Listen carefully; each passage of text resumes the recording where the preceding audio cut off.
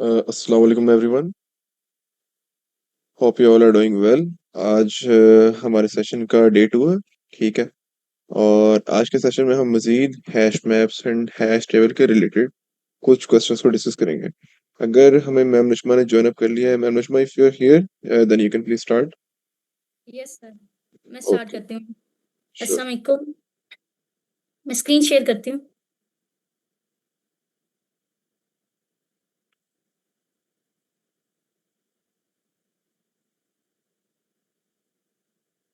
Sir मेरी screen show हो रही है? Yes ma'am, you can continue. Okay sir. तो आज हम ये वाला प्रॉब्लम पढ़ेंगे, कंटेन डुप्लीकेट्स। प्रॉब्लम की स्टेटमेंट पढ़ते हैं। ये हैश मैप से रिलेटेड है। गिवन एन इंटीजर अरे नम्स, हमारे पास एक अरे दी होगी, उसका नाम नम्स होगा। Return true if any value appears at least twice in the array and return false if every element is distinct. मतलब ये है कि हमने ट्रू रिटर्न करना है अगर हमारी अरे के अंदर एक भी एलिमेंट जो है वो 2 दफा आ गया तो। एटलीस्ट ट्वाइस, 2 से ज्यादा दफा भी आ जाए तो कोई मसला नहीं, जो ही कोई एलिमेंट 2 दफा आ जाएगा तो हम ट्रू रिटर्न करवा देंगे। अब यहाँ हम एक एग्जांपल देखते हैं। इस एग्जांपल में हम देखें तो हमारे पास जो एलिमेंट 1 है ना, वो इस अरे में 2 दफा आया हुआ है, तो हमने ट्रू रिटर्न करवा दिया। अगर हम इसको देखें तो इस अरे में कोई एलिमेंट ऐसा नहीं है जो कि 1 से ज्यादा दफा हो, तो हम क्या रिटर्न करवा रहे हैं? फॉल्स। अब ऐसा भी हो सकता है हमारी एक ही अरे में 1 से ज्यादा एलिमेंट्स जो है वो ट्वाइस टाइम्स या ट्वाइस से भी ज्यादा टाइम्स रिपीट हो, तो हमें कोई इश्यू नहीं। हमने जो ही देखना है ना कि हमारा एक भी एलिमेंट जब रिपीट हो गया तो हमने ट्रू रिटर्न करवा देना। यहाँ पर एग्जांपल दी हुई जिसमें जो 1 है वो भी मोर देन 1 टाइम है, 3 भी, और 2 भी जो है, 4 भी मोर देन 1 टाइम है। तो हम सिर्फ एक ही एलिमेंट को जब देखा तो हमने क्या रिटर्न करवा दिया? ट्रू।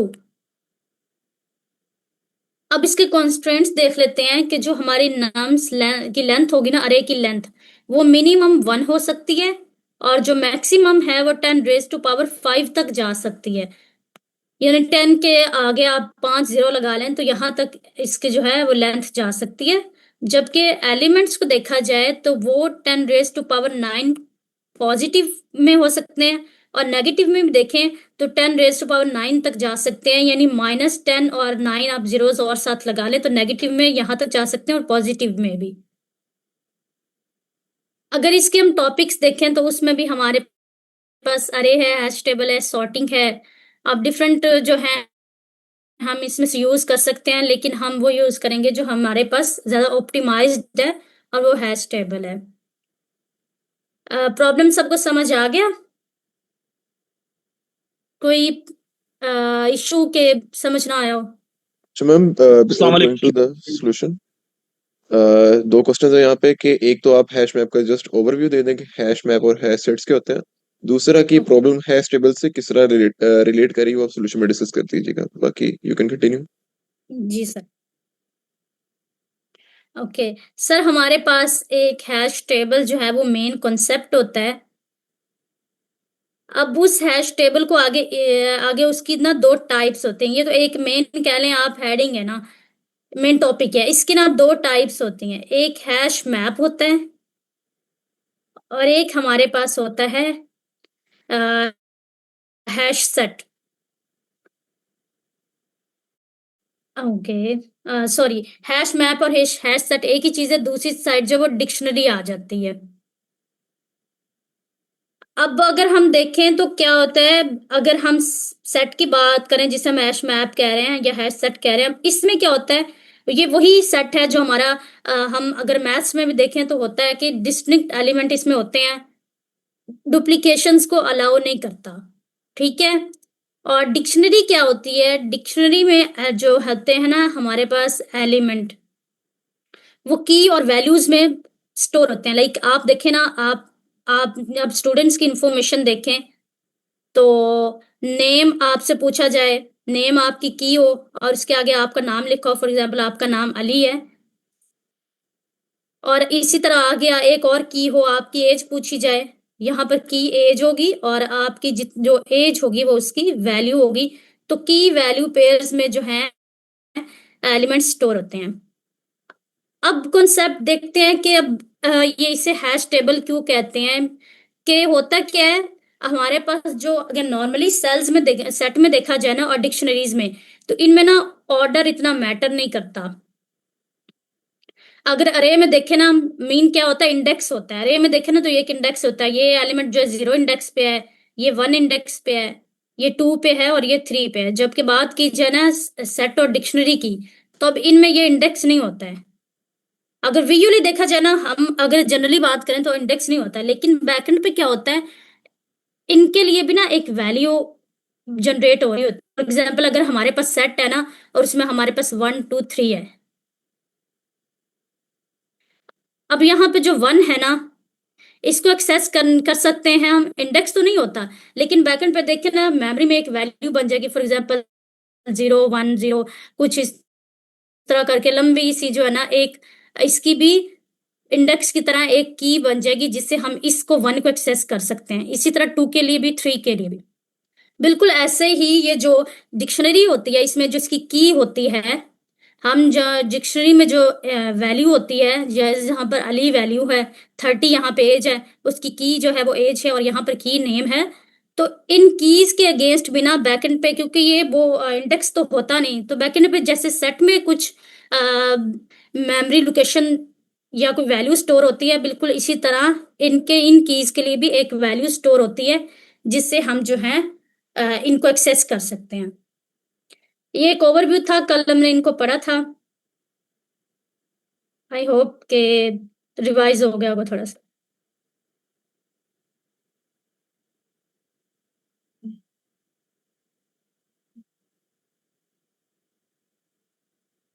ओके, जो हमने प्रॉब्लम पढ़ा है वो सबको क्लियर है कि जो क्वेश्चन हमारा है वो क्या है? किसी का कोई क्वेश्चन तो नहीं है इससे रिलेटेड जिसको समझना है वो? अस्सलाम वालेकुम मिस।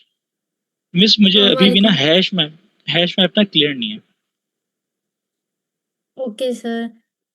सर अगर आपको थोड़ी बहुत अंडरस्टैंडिंग है तो आप हमारा जो कल वाला लेक्चर है वो रिकॉर्डिंग सुन सकते हैं। जी मिस, उसमें भी कल प्रेजेंट था। हैश सेट और हैश टेबल वाला मैंने देखा था। ओके सर, एक मिनट। सर अभी भी मैंने समझाया, अभी भी क्लियर नहीं हुआ? थोड़ी सी अभी भी कंफ्यूजन है।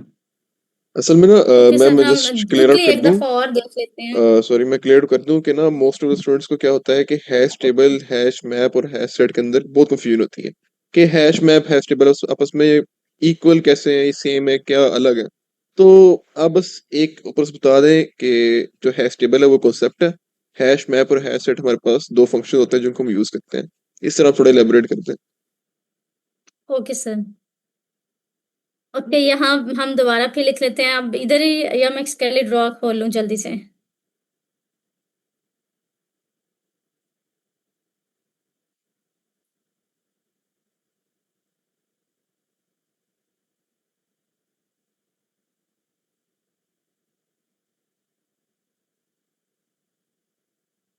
सर हमारे पास ना हैश टेबल ना एक मेरी आवाज आ रही है?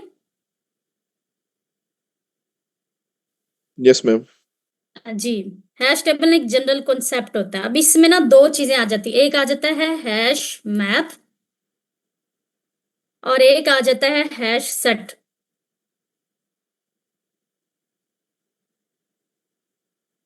अब अगर जनरली देखा जाए ना, अगर इनको सिंपल वर्ड्स में कहें, जो हैश सेट है ना, ये हमारा जिसे हम सेट कह रहे होते हैं, ये वो होता है। जबकि हैश मैप जो होता है ना, जिसे हम डिक्शनरी कह रहे होते हैं, ये वो होती है। सर हैश टेबल तो एक कॉन्सेप्ट है ना, आगे उसकी दो टाइप्स हैं। अब वो क्या कॉन्सेप्ट है, अब वो हम देखते हैं। डिक्शनरी में डाटा आपको अभी पता चल गया होगा, की और वैल्यूज पेयर में स्टोर होता है। एक की होती है, उसकी कोई ना कोई वैल्यू होती है।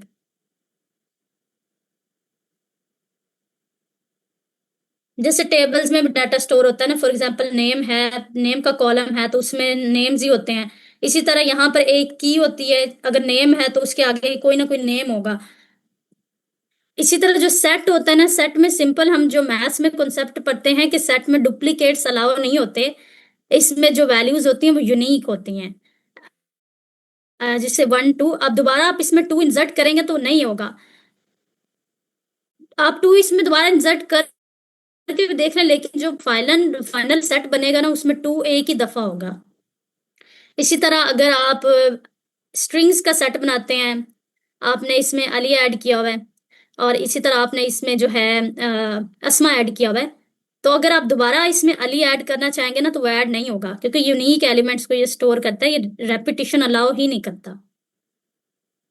अब ना ये अरे की आप कह लें इम्प्रूवमेंट है।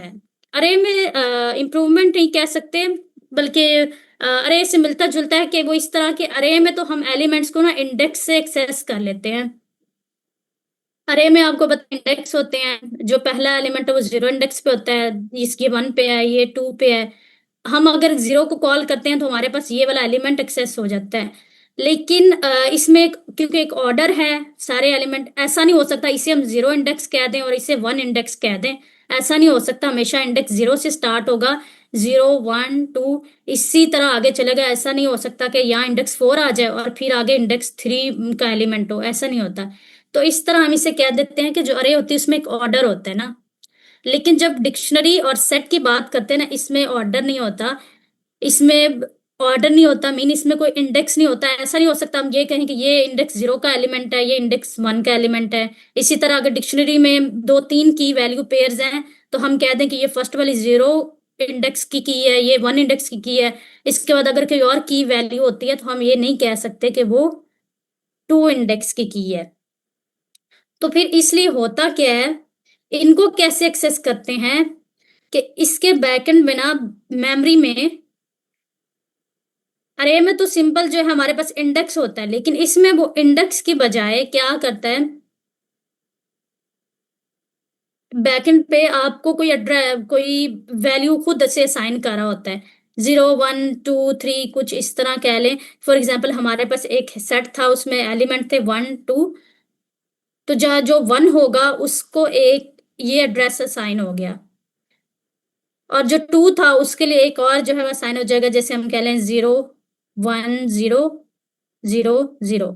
तो अब आप इसके थ्रू जो है ना, जब आप इसको कहते हैं कि मैंने 1 लेना है, तो वो वैकेंट पे इसको चेक कर इसका एड्रेस से इसको उठा के ले आएगा। इसी तरह डिक्शनरी में भी जो होता है ना, की होती है और की के साथ उसकी एक वैल्यू होती है। सपोज आप कह लेंगे की 1 है और ये की 2 है, मैं सिर्फ के लिख रही हूँ और इसकी भी वैल्यू है। तो क्या होगा जब ये बैकएंड पे हम डिक्शनरी बनाएंगे ना, तो इस की को भी कोई बिल्कुल ऐसे ही जैसे ये एक वैल्यू असाइन हुई थी, इस की को भी कोई वैल्यू असाइन हो जाएगी, इसको भी और इसको भी जैसे ये एक वैल्यू असाइन हुई थी। तो हम फिर जब इन कीज और वैल्यूज को एक्सेस करेंगे तो हमें इस एड्रेस के थ्रू वो जो ना एक्सेस होता है। अब एड्रेस हमें नहीं पता होता, हम तो सिंपल कहते हैं कि हमें की और उसकी की को कॉल करते कहते हैं उसकी वैल्यू ला के दो, तो वो बैकएंड पे जाके इस एड्रेस पे जाता है और वहां से जो है उठा के ले आता है। अब थोड़ा सा क्लियर है वो? Yes ma'am, clear, thank you. Yes sir. हम प्रॉब्लम की तरफ चलते हैं। अब इसमें किसी के माइंड में कोई सोल्यूशन आ रहा है?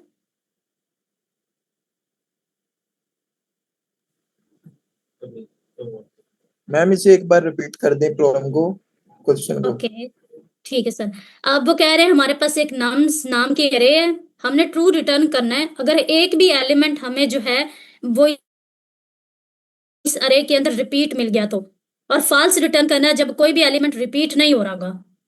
ठीक है, तो इसमें देखें तो हमारे पास जो 1 है वो रिपीट हो रहे हैं, तो हम ट्रू रिटर्न कर देंगे। और इसमें देखें तो कोई एलिमेंट रिपीट नहीं हो रहा तो हम फॉल्स रिटर्न करेंगे। नेक्स्ट में देखें तो इसमें तो हमारे पास बहुत सारे एलिमेंट्स हैं जो रिपीट हो रहे हैं, तो यहाँ पे भी हमारे पास ट्रू है। ये हमारा मेन प्रॉब्लम थी, बाकी कुछ कॉन्स्टेंट्स हैं वो आप देख लीजिएगा। अब क्लियर है सर हाँ जी क्लियर हो गया। कि हम सोल्यूशन? ओके सर, हम सोल्यूशन की तरफ चलते हैं। अगर किसी के माइंड में कोई सोल्यूशन है तो बता दें। Excuse me ma'am. Yes ma'am. Ma'am आप मुझे ये बता सकती हैं कि आपने इस क्वेश्चन में हैश टेबल का ही हैश मैप का ही क्यों सोल्यूशन यूज करना है, हम कोई और मेथड क्यों नहीं यूज कर सकते? अच्छा, यहाँ पर ना इसका मेथड अरे सिंपल अरे से भी हो सकता है, यानी हम इटरेशंस लूप्स वगैरह यूज कर लें। सॉर्टिंग से भी हो सकता है, हैश टेबल से भी हो सकता है। तो हमारा क्योंकि टॉपिक है हैश टेबल, इसलिए हम इसको हैश टेबल से सॉल्व करेंगे।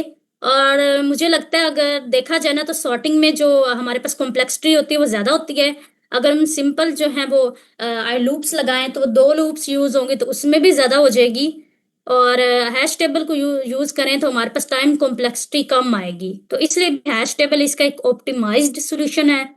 और दूसरा हमारा क्योंकि ये टॉपिक भी है। और मैं सेट को भी फॉलो कर रहा है ना, जो क्वेश्चन पूछ रहा है सेट का भी प्रॉपर्टी रखता है। सर आपकी आवाज नहीं आई। मैं कह रहा हूँ कि ये जो क्वेश्चन है इसमें सेट का कंसेप्ट भी लग रहा है, क्योंकि अगर 2 दफा अगर आ रहा है वैल्यू तब ट्रू करना है, मींस सेट में ऐसा होता है यूनिक वैल्यू होता है। जी जी सर वही यूज करेंगे। मैं फिर सॉल्यूशन ही लिखती हूँ। हम करेंगे क्या, हम जो अपनी हमारे पास हम एक सेट ले लेंगे, सी नाम का कोई भी नाम लिख लें। हम इस पे लूप चलाएंगे और नम इन नम्स।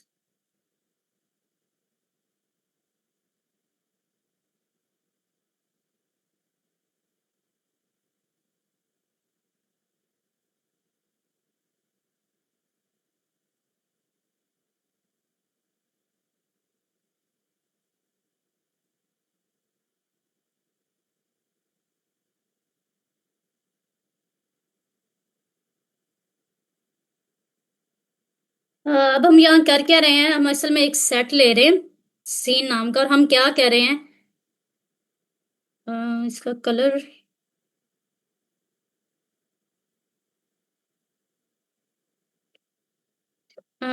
ओके।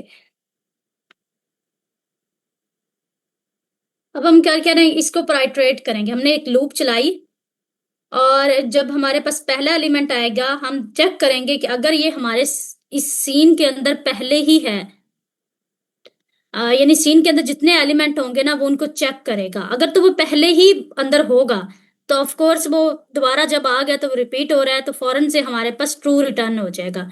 और अगर वो पहले एलिमेंट इसके अंदर नहीं है सेट में तो फिर क्या होगा, फिर उसको ऐड कर दो और जब सारी अरे खत्म हो जाएगी तो अगर दरम्यान में कोई ऐसा एलिमेंट नहीं आता जो रिपीट हो रहा है तो एंड पे हमारे पास जो है ऑटोमेटिकली फॉल्स रिटर्न हो जाएगा क्योंकि कोई रिपीट नहीं होगा।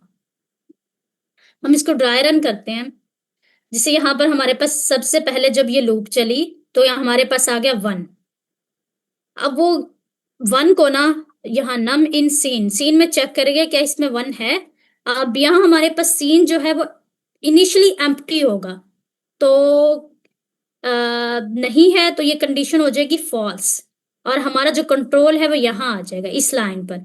तो क्या होगा, सीन डॉट एड नम 1 इसमें ऐड हो जाएगा। अब फिर हम ऊपर जाएंगे दोबारा, हम अपनी लूप को जो है वो हमारी लूप रन होगी। अब क्या होगा, अब नम्स में ना हमारे पास नेक्स्ट एलिमेंट आ गया। अब नम्स यहाँ पे आ गई। अब 2 के लिए हम देखेंगे 2 और हम यहाँ कंडीशन को चेक करेंगे क्या 2 सीन में है। अब जब हम सीन को देखेंगे ना तो इसमें 2 नहीं है तो ये कंडीशन हो जाएगी फॉल्स। तो क्या करेंगे, हमारा कंट्रोल यहाँ पे आ जाएगा और हम 2 भी इसमें ऐड कर देंगे। अब हमारे पास नेक्स्ट नम्स में एलिमेंट जो है वो 3 आ जाएगा।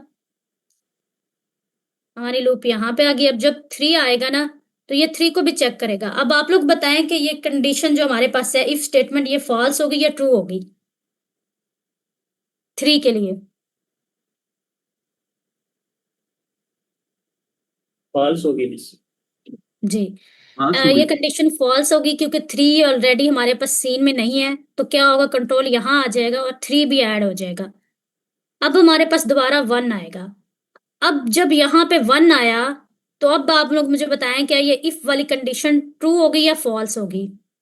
हो जाएगी। जी ये कंडीशन हो जाएगी ट्रू। ये कंडीशन ट्रू हो जाएगी और क्या होगा, क्योंकि वो दोबारा इसमें देखेगा ना कि 1 इसमें है या नहीं। जो सारे एलिमेंट्स को देखेगा उससे वो कहेगा 1 पहले ही है तो रिटर्न ट्रू, फौरन से ट्रू रिटर्न हो जाएगा जो कि हमारा आंसर है। और अगर हम नेक्स्ट केस देखें, मैं क्विकली बस ऊपर ऊपर से बता देती हूँ। अगर नेक्स्ट केस देखें तो इसमें पहले 1 ऐड हो जाएगा, हमारी कंडीशन फॉल्स होगी, फिर से फॉल्स होगी, चारों दफा जो है ना कंडीशन फॉल्स होगी। और हमारी जो लूप है वो जब हमारी अरे ही खत्म हो जाएगी तो लूप खत्म हो जाएगी, और ऑटोमेटिकली हमारे पास जो एंड वाली स्टेटमेंट है रिटर्न फॉल्स, वो एग्जीक्यूट होके हमारे पास फॉल्स रिटर्न हो जाएगा। कोड की समझ आई? बहुत सिंपल सा है ये, बस जी मिस समझ आ गई। अच्छा मिस, मेरा क्वेश्चन है कि ये जो सेट है वो इटसेल्फ खुद उसकी जो है वो एक है कि उसमें जो है वो डुप्लीकेट कंटेन नहीं होता, तो फिर हम ये इस तरह से लूप लगा के उसको चेक क्यों कर रहे हैं? क्योंकि सेट जो है वो डुप्लीकेट कोई करता ही नहीं है। सर हम लूप लगा रहे हैं, लूप में हम एलिमेंट भी तो सेट में डाल रहे हैं ना। जब हमारे पास सेट में एलिमेंट ही नहीं है, हम एक नया सेट ले रहे हैं, हमारे पास तो अरे है, तो हम 1 बाय 1 ना सेट, उस सेट में एलिमेंट डाल रहे हैं, और फिर हम चेक कर रहे हैं कि जब हमारे पास कोई रिपीट एलिमेंट होगा तो अगर वो पहले ही अंदर हुआ, हम चेक कर रहे हैं, यहाँ पर हम बार बार सीन में चेक कर रहे हैं, तो फिर ट्रू रिटर्न हो जाएगा। मीन्स के हम फिर यहाँ पे लिस्ट यूज करके भी ये सेम कर सकते हैं। जी सर, मैं इधर ही आने लगी हूँ कि हम अगर ये सेट ना भी लें तो हमारा कोड चल जाना, पर एक मसला आएगा, वो मैं आप लोगों को बताती हूँ। हमारे पास सिंपल नम्स है, हम क्या करें? For num in nums, if num in nums, क्या मतलब है कि हम सेट नहीं बना रहे, हम नम्स में ही आ रहे हैं। फॉर एग्जाम्पल हमने एक, आप यूँ समझ लें कि हमारे पास आप ऐसा करें, एक नई लिस्ट ले लें, उसी लिस्ट में करेंगे ना तो हम कंफ्यूज हो जाएंगे। हम एक नई लिस्ट ले लेते हैं सेट की बजाय, नाम उसका भी सीन ही रख लेते हैं।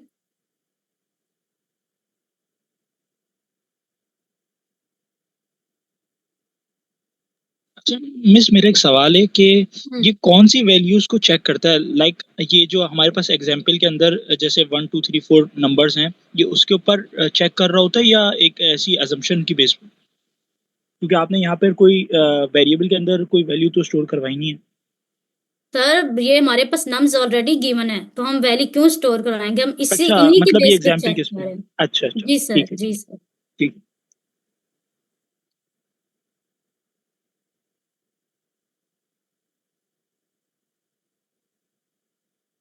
ओके, अब यहाँ पे ना हमने ली है लिस्ट। अब लिस्ट में हमने एक लिस्ट ले ली, अब हम ना आइट्रेट करें इसके ऊपर, और हम ना जो एलिमेंट आए ना, फॉर एग्जांपल सबसे पहले हमारे पास 1 आता है, हम 1 को जो देखते हैं क्या वो सीन में है। अब सीन इनिशियली जो है वो यहाँ मैं सीन बना रही हूँ, सीन इनिशियली जो है वो एम्प्टी है, तो सीन में नम नहीं है, तो ये कंडीशन फॉल्स होगी, और सीन में हम इसको अपेंड करवा देंगे। अब क्योंकि लिस्ट यूज कर रहे हैं तो लिस्ट के लिए ऐड की बजाय अपेंड का फंक्शन यूज होता है। ओके, हम इस वाली पे रन करते हैं, ये वाली से। अब दोबारा फिर हम आएंगे, अब नम में आ गया 2, अब हम 2 के लिए चेक करेंगे, इफ 2 इन सीन, वो भी नहीं है, ये कंडीशन फिर से फॉल्स होगी, हम दोबारा से 2 इधर अपेंड करवा देंगे। इसी तरह 3 के लिए भी होगा, 3 भी हमारे पास नहीं होगा तो 3 भी सिंपल अपेंड हो जाएगा। अब जब 1 आएगा ना, तो अब ये फिर से चेक करेगा, इफ 1 इन सीन, तो अब कंडीशन ना ट्रू हो जाएगी, ये रिटर्न ट्रू कर देगा। हमारा क्वेश्चन ऐसे भी सॉल्व हो जाता है, लेकिन इस केस में अगर आप देखें ना, तो इस केस में जो कॉम्प्लेक्सिटी है ना वो बिग ऑफ एन स्क्वायर आती है। वो कैसे?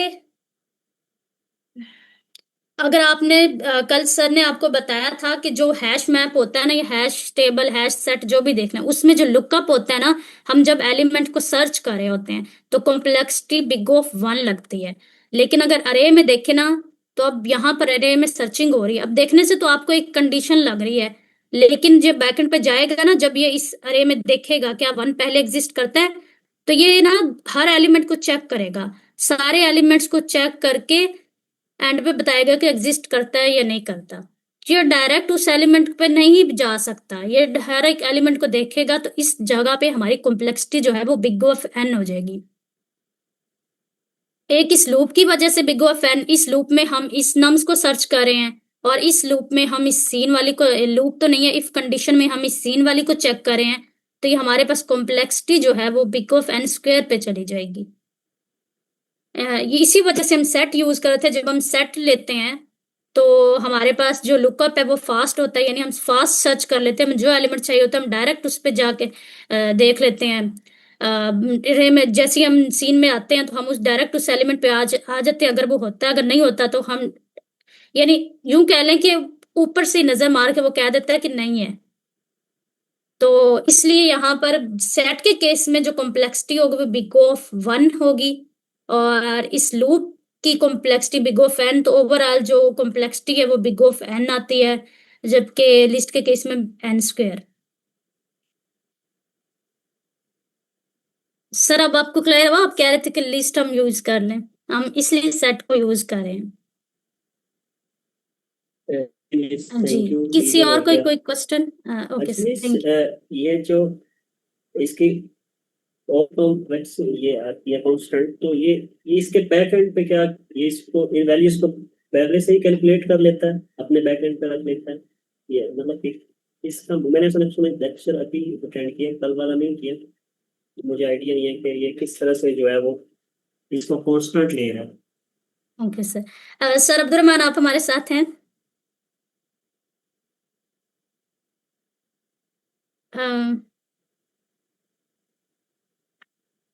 1 मिनट। सर अब्दुलरहमान आप क्या बताना चाहेंगे कि जो सेट होता है उसमें जो सर्चिंग होती है वो बिग ऑफ 1 में क्यों होती है?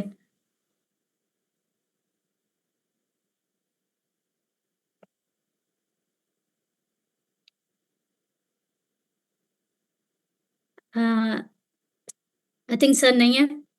अच्छा अब समझ लें, मुझे इतना आइडिया नहीं है, आप सर्च कर लीजिएगा कैसे होती है, बट जो सेट होता है ना उसमें लुकअप फास्ट होता है, और वो बिग ऑफ 1 में ही करता है जो सर्चिंग होती है। ये आई थिंक वो जो मैंने एड्रेसेस का बताया था ना अभी थोड़ी देर पहले, उनकी बेस मैम पे जो है ना देखता है। अगर किसी और को पता है तो बता दे काइंडली। मैम अगर हम लिस्ट इसमें यूज करते हैं ना तो केस 2 रॉन्ग आ रहा है।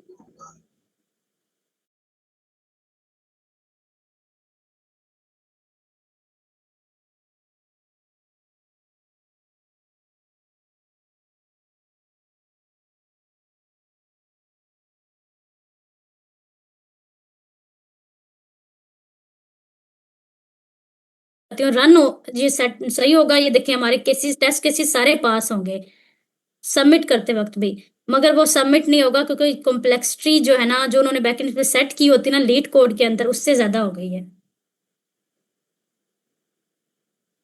तो इन शॉर्ट वो ये चाहते हैं कि आप जो भी सॉल्यूशन लाएं वो एन स्क्वायर से कम हो। देखें ये टेस्ट केसेस मोस्टली पास हैं, लेकिन ये टाइम लिमिट एक्सीड कर रहा है। जब टाइम लिमिट एक्सीड का एरर आता है तो वो इसीलिए आता है।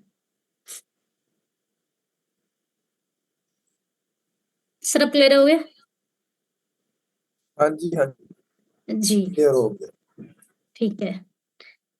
किसी को लुकअप का आइडिया है?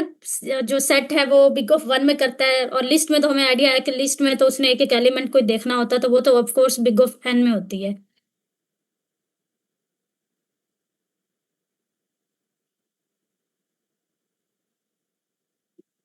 आई थिंक मेरी तरह किसी को भी नहीं है इतना आइडिया। चलें सर आप देख लीजिएगा, अब आपको हमने बता दिए, फर्दर रिसर्च मैं करना। देख रहा हूँ। Thank you. जी जी सर।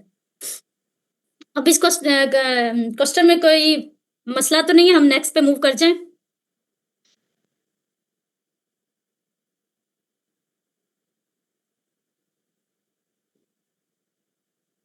ओके हम मैम फिर, जी जी वो सेट वाला जो सर का क्वेश्चन था उस पे जो मैंने सर्च किया उस पे यही आ रहा है कि जब पाइथन में सेट्स बनते हैं तो उसमें जो जैसे फॉर एग्जांपल लिस्ट में अगर हम सर्च करें तो उसमें तो आपको हर एक एलिमेंट पर इटरेट करना होता है, बट सेट्स यूजुअली जो हमारे बनते हैं वो हैश टेबल को यूज करके बनते हैं। हैशिंग एल्गोरिथम के थ्रू एक वैल्यू कंप्यूट की जाती है, किसी भी आपने वैल्यू तक पहुंचना हो, उसको सर्च करना हो तो वो फिर आपको एक पर्टिकुलर वैल्यू दे देता है जिसपे आपने जाके आपको वो जो वैल्यू सर्च हो रही होती है वो मिल जाती है। इसलिए ऑन एवरेज O of 1 ही उसकी कॉम्प्लेक्सिटी होती है। थैंक यू मैम ऐड करने के लिए। जी, हम अपने नेक्स्ट प्रॉब्लम पे मूव करते हैं। हमारा जो नेक्स्ट प्रॉब्लम है वो मिसिंग नंबर का। हम स्टेटमेंट पढ़ते हैं, गिवन अरे nums containing n distinct numbers in the range 0 to n, return the only number in the range that is missing from the array. एक मिनट। ओके, यहाँ constants में आए तो यहाँ पर आपको पता चलेगा जो n है ना वो नम अरे की लेंथ है। अब हम ऊपर चलते हैं, ये जो उन्होंने बात मेंशन की है वो कह रहे हैं कि एक हमारे पास अरे होगी, उसकी जो लेंथ है ना वो n होगी।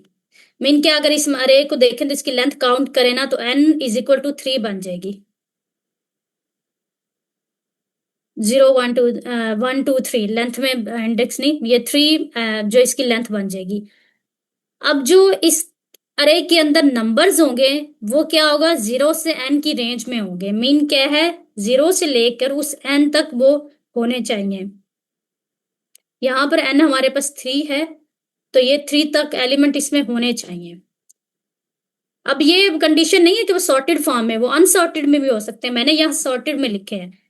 अब हमारा क्या क्वेश्चन है कि इसमें ना हमेशा जो रेंज होगी ना, जो उसकी ओरिजिनल बनती होगी, उसमें एक एलिमेंट मिसिंग होगा। हमने वही फाइंड आउट करना है। अब यहाँ पर इस अरे के लिए मैंने जो इसकी लेंथ निकाली वो 3 थी। अगर हम 0 से 3 तक उन एलिमेंट्स को एक सीक्वेंस में लिखें तो ये बनते हैं। और अगर इस अरे के अंदर देखा जाए तो 2 मिसिंग है। अब मैंने ये बात पहले भी मेंशन की, मैंने सॉर्टेड में लिखे, ये सॉर्टेड में जरूरी नहीं कि सॉर्टेड में, अनसॉर्टेड भी हो सकते हैं, बट जो रेंज बनेगी ना ओरिजिनली उसमें एक एलिमेंट मिसिंग होगा, तो यहाँ पे 2 मिसिंग है। हम आगे मूव करते हैं, एक दो एग्जाम्पल देखेंगे तो ज्यादा क्लियर हो जाएगा। अब यहाँ पर अगर नम्स देखें ना, इसकी लेंथ कैलकुलेट करेंगे ना तो वो बनती है n इज इक्वल टू, आप में इसको बता दें क्या बनती है। जी सर। जी 2, मुझे आवाज बहुत कम आ रही है, 2 बनती है। अब अगर हम हमारी जो कंडीशन हमें दी हुई थी कि 0 से अगर 2 तक एलिमेंट्स को जो n होगा वहां तक एलिमेंट्स को अरेंज करें ना तो वो बनेंगे। अगर यहाँ पर n हमारे पास 2 है तो 0 फिर 1 और फिर 2 बनेगा। लेकिन जो हमारी ओरिजिनल अरे होगी उसमें एक नंबर मिसिंग होगा और वही हमने रिटर्न करवाना है। तो अगर हम इस केस में देखें, जब हमारे पास n की लेंथ 2 है,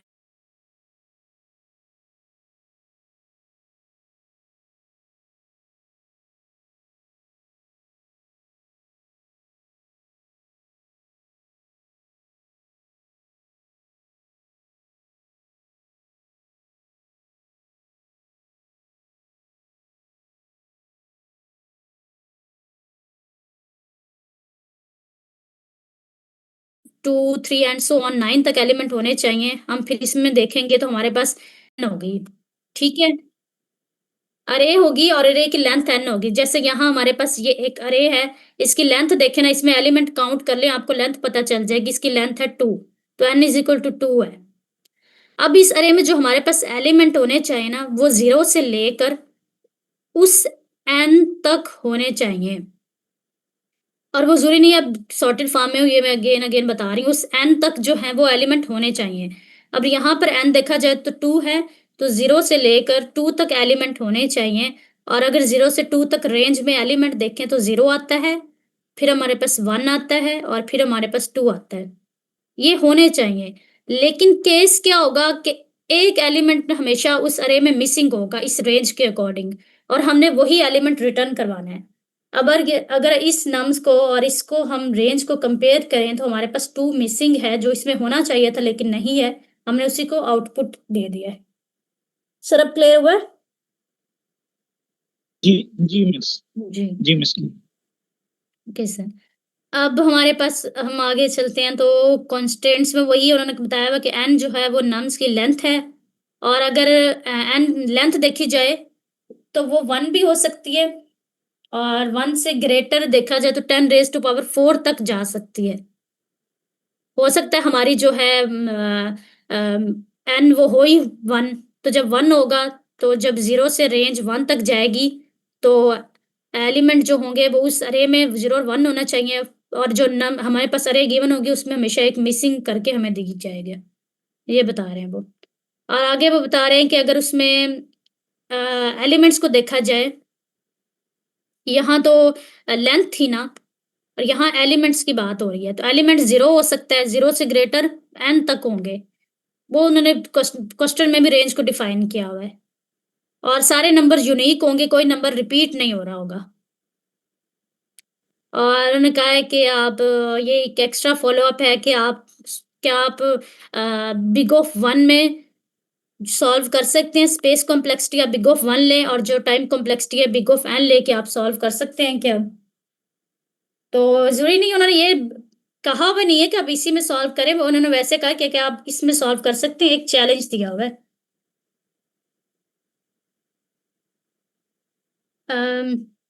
अगर हम टॉपिक्स देखें तो इसमें हमारे पास टॉपिक्स कौन से हैं? हैश टेबल, इसमें बहुत सारी चीज़ों से सॉल्व हो सकता है क्वेश्चन। बिट मैनिपुलेशन है, बाइनरी सर्च है, हैश टेबल है। हमने अभी तक सिर्फ अरे और हैश टेबल को ही पढ़ा है, तो हम इसको आज हैश टेबल से ही सॉल्व करेंगे। जिस अब क्वेश्चन क्लियर है सबको? अगर किसी को अभी समझ नहीं आया तो पूछ लें, वरना हम फिर सॉल्यूशन को डिस्कस करते हैं।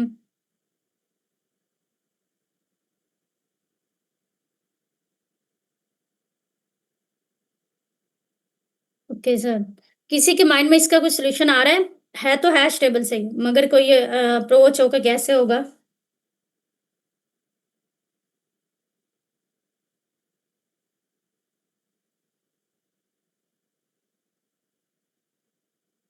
ओके, मैं स्टार्ट करती हूँ। हम क्या करेंगे, हम एक ना जो हमारी नम्स होगी ना उसको सेट में कन्वर्ट कर देंगे।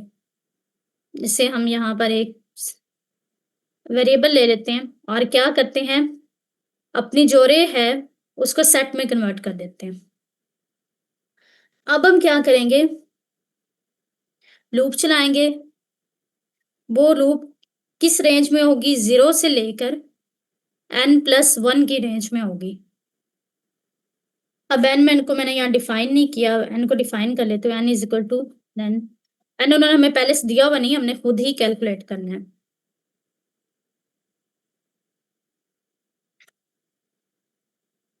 ओके,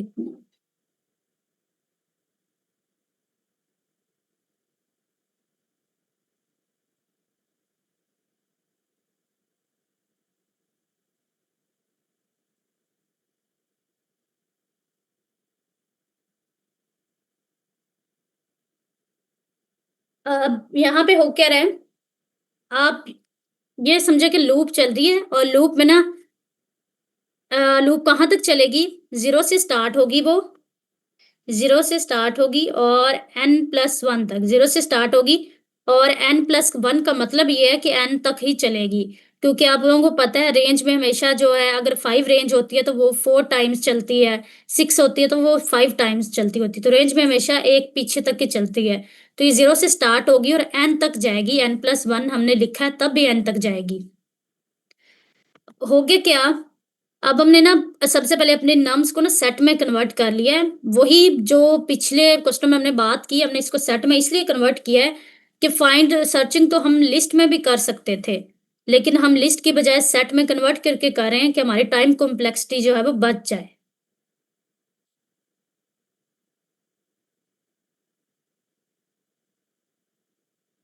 अब क्या होगा, ये सबसे पहले आई जो है वो, क्योंकि हमें पता है हमारे एलिमेंट्स जो होंगे ना वो वो 0 से लेकर जो n होगा उसी रेंज में होंगे, तो हम जो है लूप के थ्रू ही उन्हें देख रहे हैं।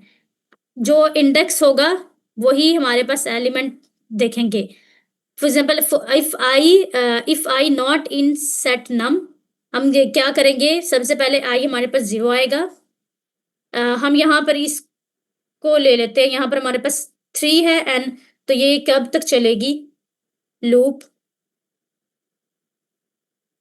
यहाँ पर अगर 4 लिखते हैं तो इसका मतलब है ये कब तक चलेगी, ये इंडेक्स 0 के लिए चलेगी, 1 के लिए चलेगी, 2 के लिए चलेगी, मैं 3 टाइम्स चलेगी। सबसे पहले यहाँ पर 0 आएगा if I not in set num. अब यहाँ पर पास सेट हमारे पास, ये आप कंसिडर कर लें, अब ये सेट बन चुका है। सबसे पहले यहाँ आएगा 0 को देखेगा, इसमें 0 को देखेगा, क्योंकि आई 0 है, सबसे पहले 0 को देखेगा, क्या 0 इसमें है, अगर तो है तो ठीक है, वो दोबारा लूप चलेगी। फिर वो आई 1 हो जाएगा, वो देखेगा क्या 1 इसमें है, इसमें देखेगा 1 भी हमारे पास एग्जिस्ट करता है। फिर नेक्स्ट टाइम फिर लूप चलेगी, अब 2 आया, आई की बजाय 2 आया, तो अब उसने जब 2 देखा इस सेट में तो 2 तो नहीं है, तो उसने उसको रिटर्न करवा दिया। समझ आई? हम एक एग्जांपल पे और ड्राई रन करते हैं, मेरे ख्याल से थोड़ा कंफ्यूजिंग लग रहा है।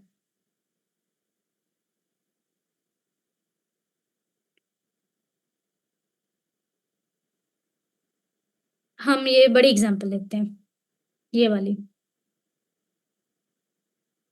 ठीक है, ये ना आप समझ लें, अब ये ना सेट बन गया, अब ये ना लिस्ट नहीं है, एक सेट है। ये 0 से स्टार्ट होगी और यहाँ पर अगर देखा जाए तो n हमारे पास है 9, तो ये 0 से लेकर 9 तक जो है हमारी लूप भी चलेगी।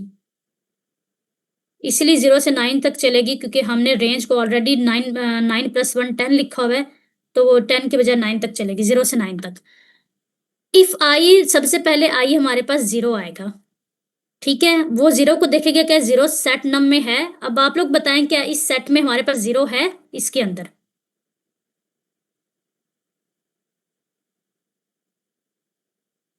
कोई बता दें। जी मिस। Yes ma'am. 0 है, ठीक है, 0 है, 0 है, तो ये कंडीशन तो हो गई फॉल्स।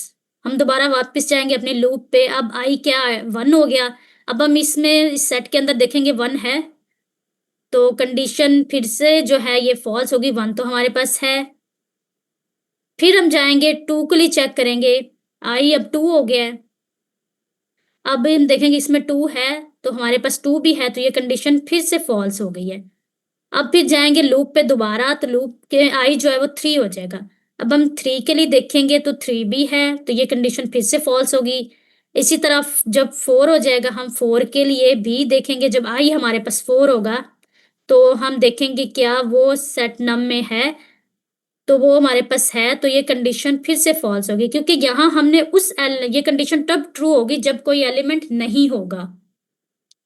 अब 4 के लिए, फिर 5 के लिए चेक करेगा, 5 भी है, 6 के लिए भी चेक करेगा, जब आई 6 होगा उसके लिए भी चेक करेगा, तो हम देखेंगे कि 6 भी हमारे पास है, तो ये कंडीशन फिर से फॉल्स होगी। 7 के लिए भी फॉल्स होगी।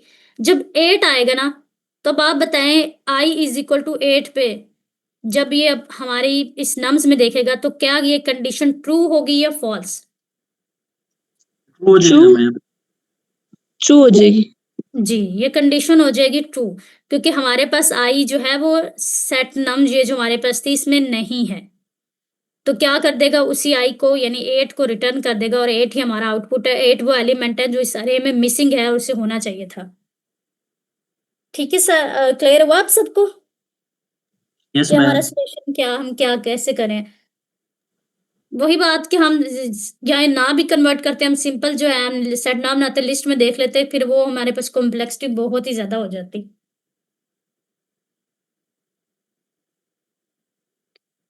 इससे रिलेटेड किसी का कोई क्वेश्चन?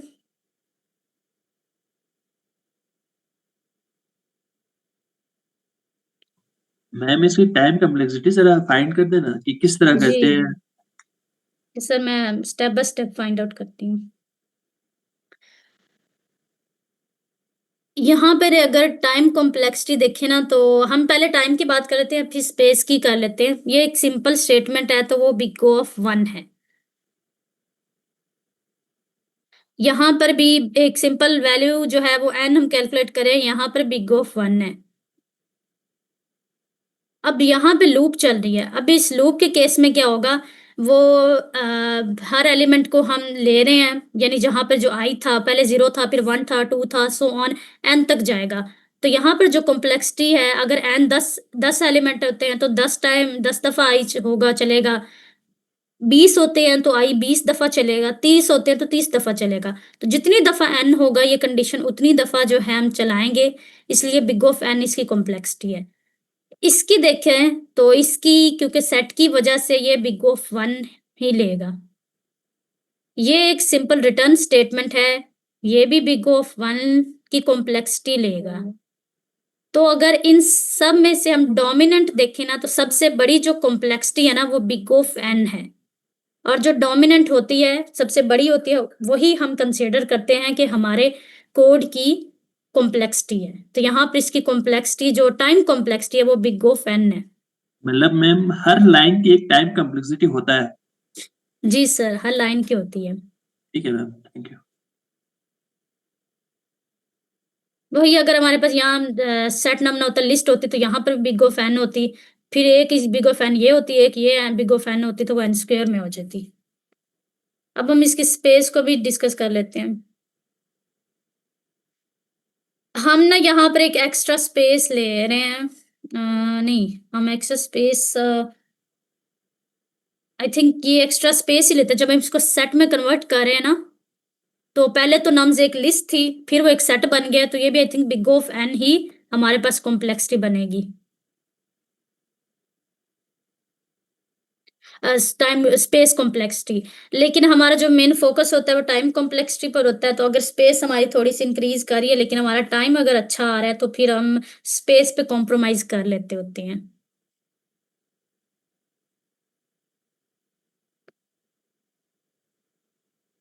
जी सर, अब क्लियर हो गया? किसी को क्वेश्चन इस क्वेश्चन से रिलेटेड? एक्चुअली एक मेरा बेसिक सा क्वेश्चन है। मैं अक्सर जो है ना वो भूल जाता हूँ कि जो अब जिस तरह इस क्वेश्चन में मैं समझ रहा था कि जो है, हम जो है ना आई, जो फॉर आई इन रेंज है, उसमें जो आई है ना वो बेसिकली एक्स, जो जीरो इंडेक्स है उसके ऊपर जो वैल्यू, वो उसको देख रहे हैं कि वो बाकी दोबारा से आ रही है या नहीं। तो मतलब मैं इस चीज में काफी कंफ्यूज करके, वो वैल्यू के साथ कंपेरिजन करता है या इंडेक्स के साथ कर रहा है, यहाँ पे ये मुझे जज करने में काफी इशू होता है। जी सर, मैं बताती हूँ। अब ना यहाँ पे सिंपल आई लिखा हुआ है, आई इन रेंज। ये आई जो होता है ना, ये इंडेक्स होता है, ठीक है।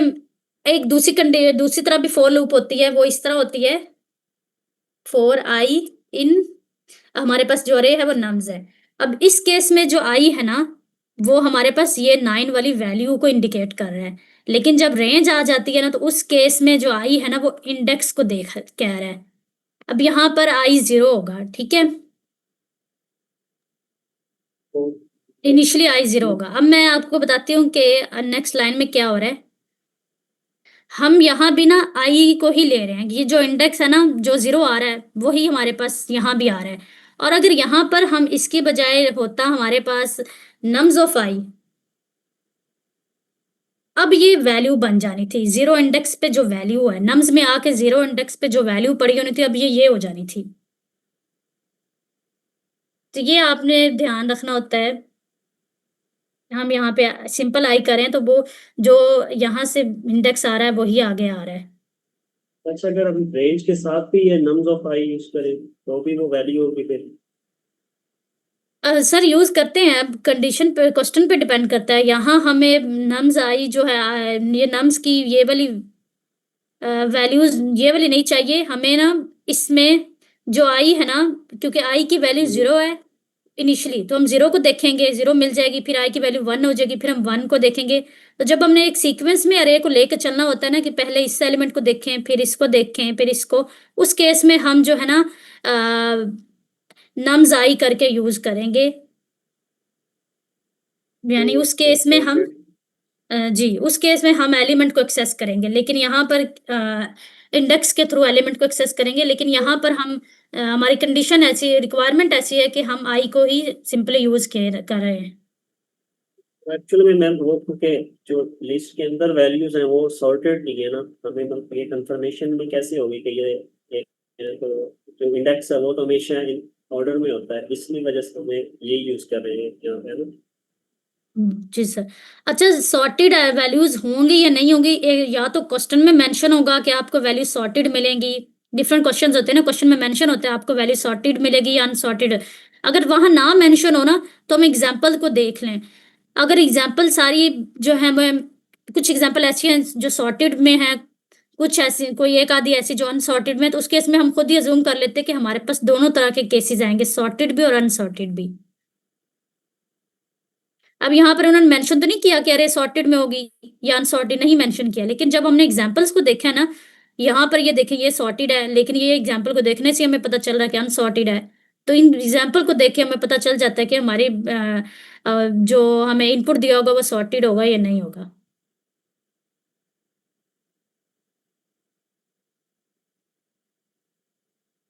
अब क्वेश्चन तो एक और भी करना था, टाइम थोड़ा रह गया, हम क्वेश्चन की स्टेटमेंट पढ़ लेते हैं, सॉल्व फिर ना भी हो तो फिर देखेंगे कल हो सका तो।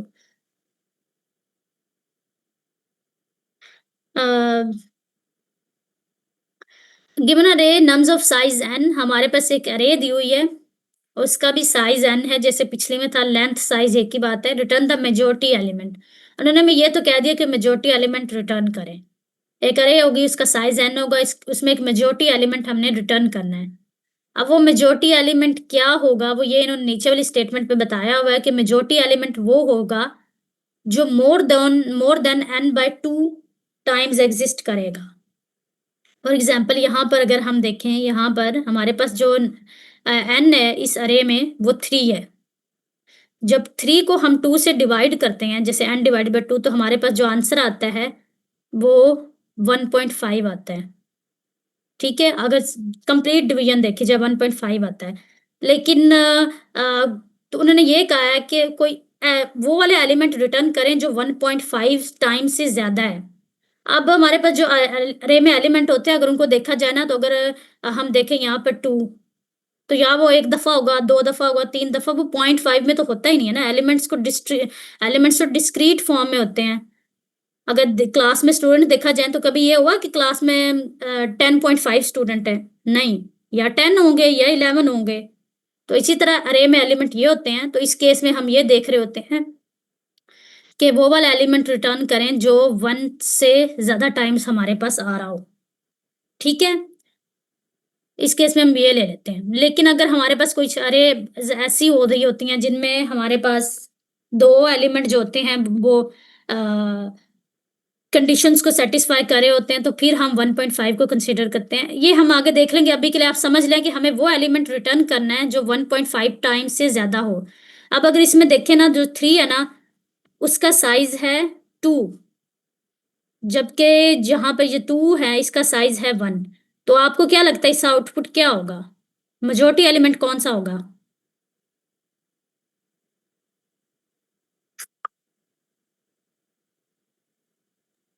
कोई भी बता दे, मेजोरिटी एलिमेंट कौन सा होगा? ये होगा 3 होगा। क्यों? 3 की जो लेंथ है ना वो इस वैल्यू से ना ग्रेटर है, जबकि इसकी लेंथ देखी जाए तो वो इस वैल्यू से लेस है। तो हमारा आउटपुट 3 है। इसी तरह हमारे पास एक और क्वेश्चन है कि हमारे पास यहाँ पर जो लेंथ है वो अरे की है 1 2 3 4 5 6 7, और अगर हम 7 को 2 से डिवाइड करें तो ये 3.5 बनता है। हमें ऐसा एलिमेंट रिटर्न करना है जो 3.5 से ज्यादा टाइम्स हमारी इस अरे में आ रहा हो। अगर 1 का काउंट देखें ना इस अरे के अंदर, तो 1 कितनी दफा आ रहा है? 1 आ रहा है 3 दफा। और अगर 2 का काउंट देखें तो 2 कितनी दफा आ रहा है? कोई भी पार्टिसिपेंट बता दे। 4 times. जी 4 टाइम्स। तो अब आपको क्या लगता है कौन सा एलिमेंट इन दोनों में से 1 और 2 में से ऐसा है जो इस कंडीशन को सेटिस्फाई करेगा, जो 3.5 से ग्रेटर ज्यादा 2. टाइम एग्जिस्ट करेगा? जी 2 4 दफा एग्जिस्ट कर रहा है जी, और जो 1 है वो 3 दफा। तो जो कंडीशन को सेटिस्फाई कर रहा है वो तो ये 2 ही कर रहा है। तो हमारे पास आउटपुट 2। जी क्वेश्चन की समझ आ गई है? Yes ma'am. जी हमारे पास टाइम नहीं है तो इसको देखते हैं अगर हम कल सॉल्व कर सके तो। अगर आज के सेशन से रिलेटेड किसी का कोई क्वेश्चन है तो पूछ लें। भी अगर कुछ इसके कॉन्स्ट्रेंट्स हैं एंड जो है वो लेंथ होगी, यानी जिसे हम साइज कह रहे थे ऊपर, साइज और लेंथ एक ही बात है। और आगे कह रहे हैं कि जो साइज हो सकता है वो मैक्स मिनिमम 1 भी हो सकता है या 5 10⁻⁴ तक जा सकता है। और अगर एलिमेंट्स को देखें तो वो 10⁻⁹ पॉजिटिव में हो सकते हैं और नेगेटिव में भी इतने ही लेंथ का एलिमेंट एक हो सकता है। मैम इसकी रिकॉर्डिंग कब तक प्रोवाइड हो जाएगी? मैम ये रिकॉर्डिंग हो रही है वैसे? सर आप रिकॉर्डिंग कर रहे हैं सर अली? पता नहीं, मैं स्टार्ट में नहीं थी। यस मैम, रिकॉर्डिंग हो रही है और विद इन अबाउट 1 आवर आपको रिकॉर्डिंग प्रोवाइड हो जाएगी सारी। जी स्लैक में यस, लाइक में मैंने रिकॉर्डिंग शीट पिन की हुई है, उसके अंदर सारी रिकॉर्डिंग लिंक्स वहाँ पे मैं प्रोवाइड किए हैं। ठीक है, ओके। मैम ये कांस्टेंट दोबारा जरा समझाए, क्यों दिया जाता है, क्या है? जी सर क्या कह रहे हैं आप? मैं पूछ रहा हूँ कि ये कांस्टेंट क्या है और क्यों दिया जाता है, ये दोबारा जरा समझाए। कॉन्स्ट्रेंट्स कॉन्स्ट्रेंट्स में ये बताया जाता है कि हमारी अरे की लेंथ कितनी हो सकती है। मीन यहाँ पर अगर देखा जाए तो अरे की लेंथ 3 है तो मैक्सिमम ये लेंथ कितनी हो सकती है।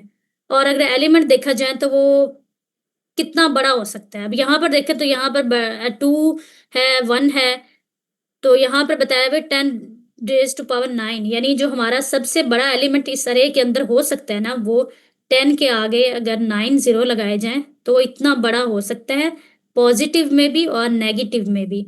यानी कंस्ट्रेंट्स में ना हमें अपनी अरे के साइजेस वगैरह बताए जाते हैं ताकि हम उसको नज़र में रख के अपना सॉल्यूशन लिखें कि हम ये इन कंस्ट्रेंट्स को देख के ना अपना ऑप्टिमाइज सॉल्यूशन देखते होते हैं कि अगर हम कोई ऐसा सॉल्यूशन ले रहे हैं जो बिग ऑफ एन स्क्वायर में हमारा जा रहा है, तो जब हमारा अरे इतनी बड़ी होगी कि उसकी साइज 5 10⁻⁴ यानी इतना बड़ा, उसमें 50,000 एलिमेंट्स होंगे। जैसे यहाँ पर देखे जाए तो सिर्फ 7 एलिमेंट्स हैं। अगर हमारी एक ऐसी अरे है जिसमें 50,000 एलिमेंट्स हैं और उन पे हमने कोई ऑपरेशन परफॉर्म करना तो हमें कितना ज़्यादा टाइम लग सकता है। तो ये चीज़ें हम थोड़ी अपने जो है ना सोचते होते हैं इन कॉन्स्ट्रेंट्स को देखकर, और इन कॉन्स्ट्रेंट्स को देख के फिर हम सॉल्यूशन की तरफ जाते हैं।